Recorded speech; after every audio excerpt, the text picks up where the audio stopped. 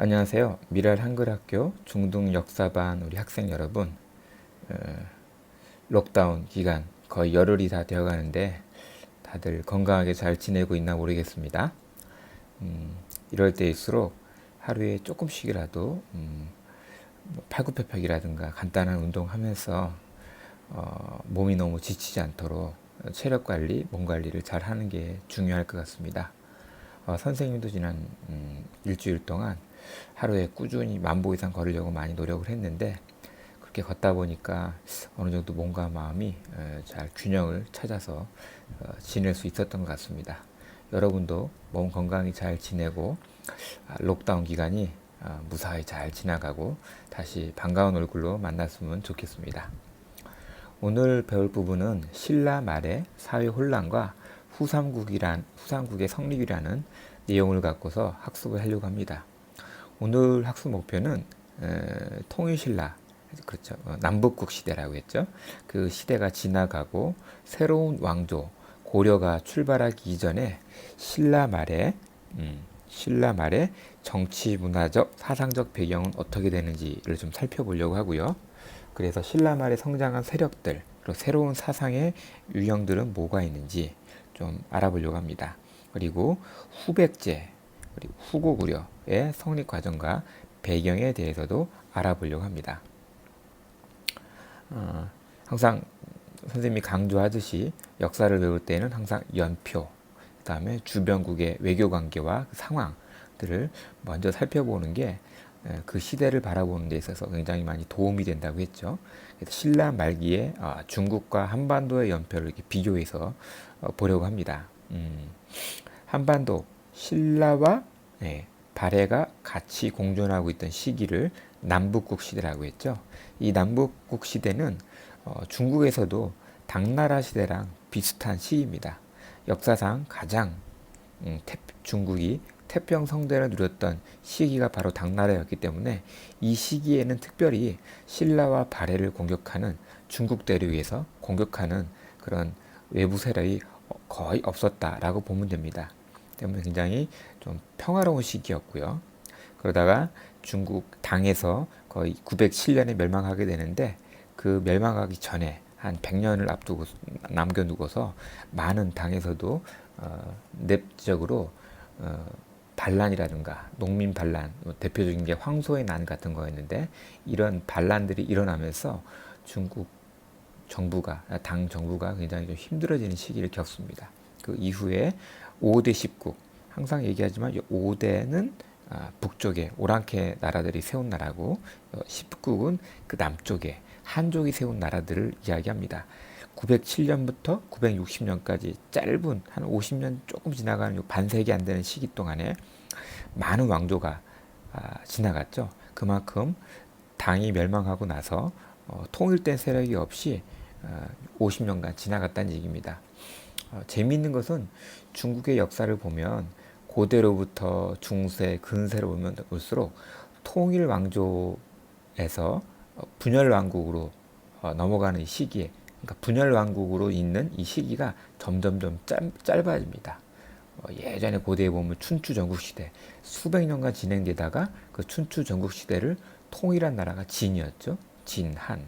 근데 그 통일 왕조로 있었던 시간은 굉장히 짧고 금방 또 분열 왕국의 시대로 오는데 이때 보면은 당나라 때 거의 300년 동안 통일 왕조로 있고 5대 19 분열 왕국으로 한 50년 정도 있다가 정리가 깔끔하게 되죠. 북쪽에는 오랑캐 유목민 국가들이 세운 요나라와 금나라가 있었고 남쪽에는 한족이 세운 송나라와 남송이 있었고 이 두 세력을 다 합쳐서 원나라 몽고족이 1171년에 건국을 하죠. 그래서 한반도도 보면 당이 통일 왕조를 이루었을 때는 대외적으로는 되게 평화롭습니다. 그러니까 안에서 내부적으로 치고받는 싸움들이 많이 일어나죠. 발해도 마찬가지고. 그러다가 5대 10국 때도 조용하다가 이제 요나라가 건국하면서 나중에 고려 시대 때 한번 배우겠지만 고려를 한번 공격하고요. 금나라 때 또 북쪽을 통일한 여진족이 이때 또 한번 고려를 공격하고요. 원나라 때는 뭐 나중에 제대로 배우겠지만 엄청 뭐 고려가 아주 그냥 부마국이 되어서 힘든 시기를 보내게 되죠. 어쨌든 신라 말의 시기를 보면 외부의 침입이 없었기 때문에 굉장히 조용한 시기였다. 그래서 신라 이후에 후삼국 시대, 후삼국이라고 하면 후백제, 후고구려, 신라를 의미합니다. 우리가 앞서 남북국 시대를 얘기했는데 이렇게 후삼국 시대를 얘기하면 살짝 발해는 이야기가 안 되고 있는 거죠. 그만큼 우리 역사에서 아직도 발해는 우리 역사이긴 한데 기록이 잘 남아있고 하지 않다 보니까 때때로 빠뜨리고 넘어가기도 하는 그런 일들이 자주 오류가 범해지기도 합니다. 예. 다음 페이지 가볼게요. 신라 말의 사회 혼란과 후삼국의 성립 과정을 보면 네 가지만 우리가 먼저 살펴보면 됩니다. 첫 번째로는 왕위쟁탈자. 신라 말 해공왕 때 되면은 죽은 이후에 150년 동안 20명의 왕이 교체됩니다. 평균 재임 기간 뭐 7년 조금 넘죠.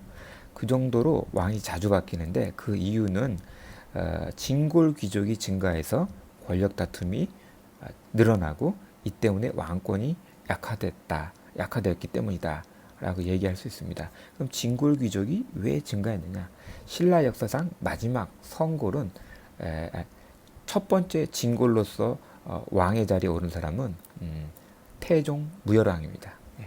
무열왕 때 처음으로 이제 진골로서 왕이 됐는데 그 이후에 성골은 대가 끊겼죠. 그 이후에 너도 나도 무열왕이 김춘추가 왕이 된 걸 보고서 너도 나도 진골 귀족 중에서 나도 한번 왕을 해보겠다 하고 나서는 사람들이 생겨납니다. 그러다 보니까 왕권을 놓고 권력 다툼이 자주 일어나고 외척 간에도 그렇고 그래서 왕권이 약화되는 계기가 됩니다.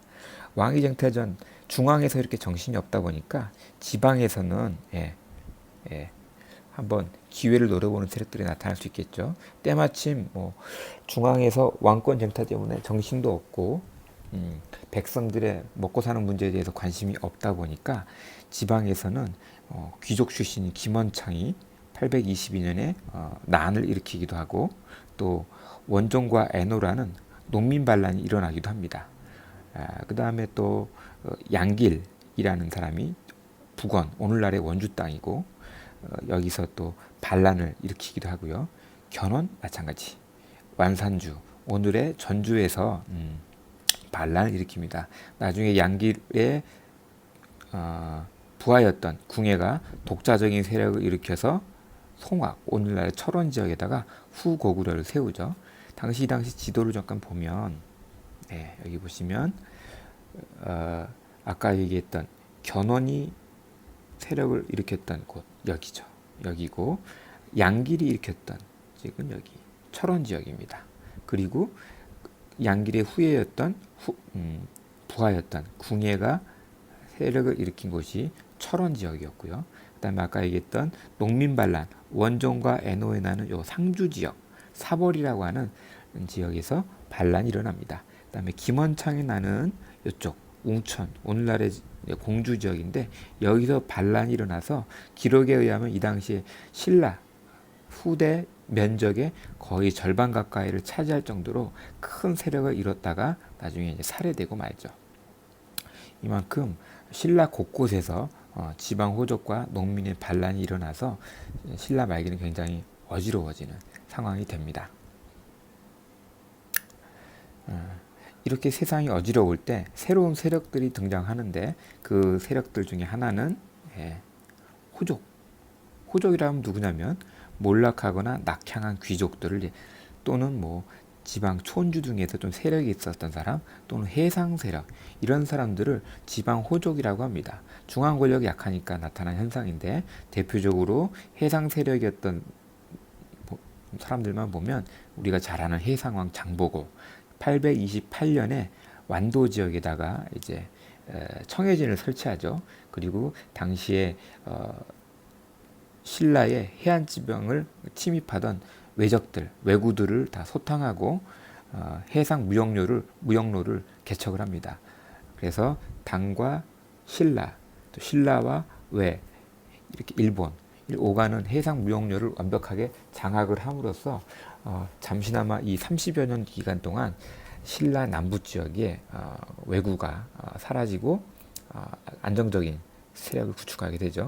근데 나중에 이게 중앙 권력, 금성, 경주로 이루어지는 신라 중앙 권력에 위협이 된다 해서 암살당하죠. 장보고는. 또 하나 해상 세력이 있죠.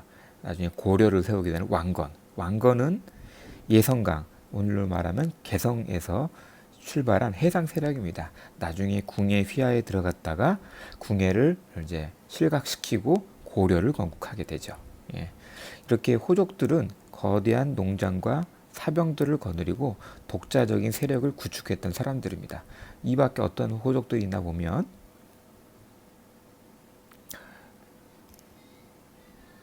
예, 여기 있네요. 예. 아까 얘기했던 왕건 세력, 그 다음에 청해진에 있는 장보고 해상 세력, 그 다음에 양길, 또 마찬가지 호족이라고 볼 수 있죠. 이런 여러 세력들이 이제 반란을 일으키게 됩니다. 그 다음에 또 다른 새로운 세력으로 육두품이 있죠. 육두품은 당시 골품제의 한계와 사회 모순을 개혁하고자 했던 신진 세력들입니다.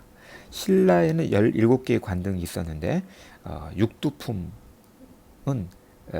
육관등, 아창까지밖에 승진을 못합니다. 이 당시에 이 한계를 뛰어넘을 수가 없었어요.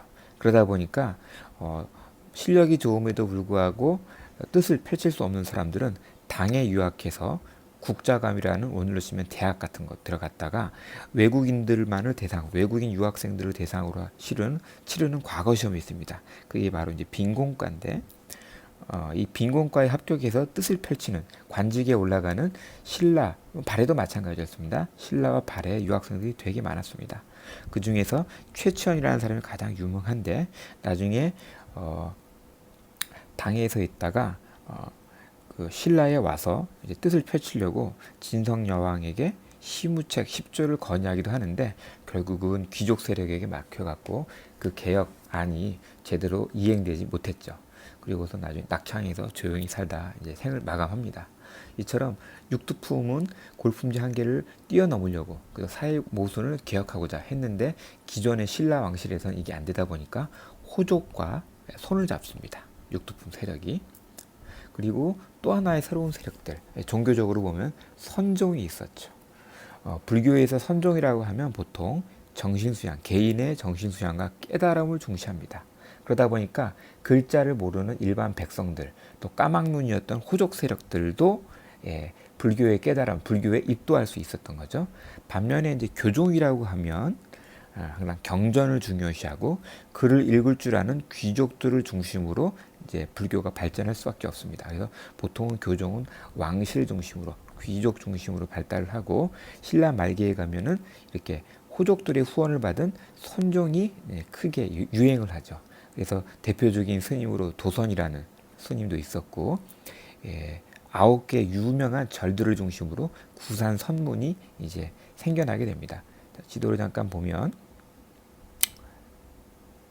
여기 보면은 교종을 대표하는 5교가 있습니다. 화엄종, 요건 의상대사였죠.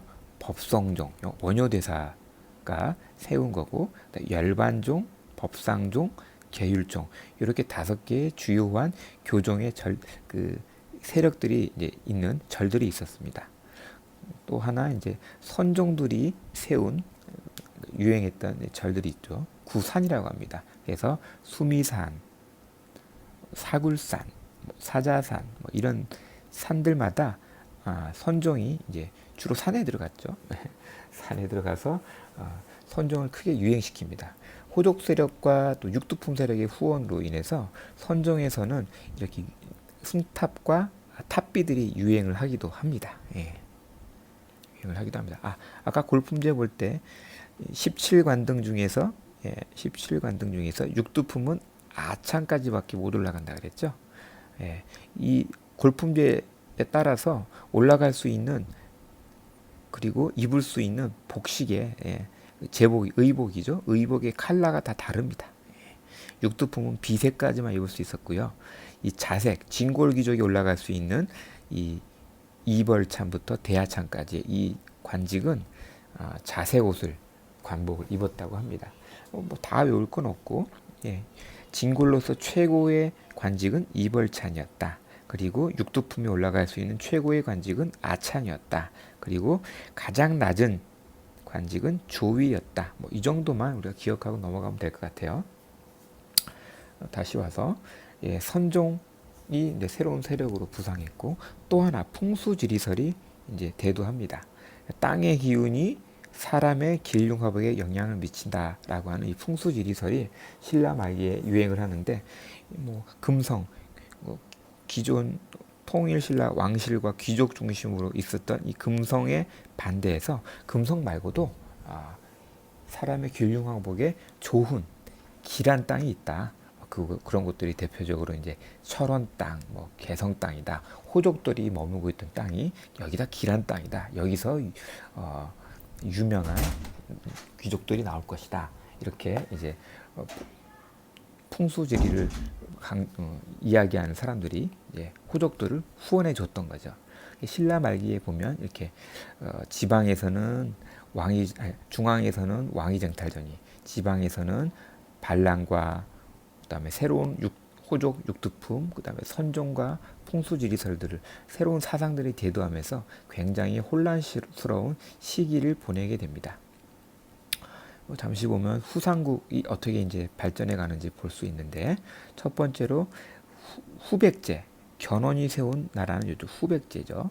완산, 오늘로 치면 전주 지역에 견훤이 900년도에 이제 후백제라는 나라를 건국합니다. 그 전에도 뭐 나라가 있었지만 후백제라고 이제 국호를 공식적으로 내걸고 자기네가 정통성 있는 왕조입니다라고 이제 선포한 거죠.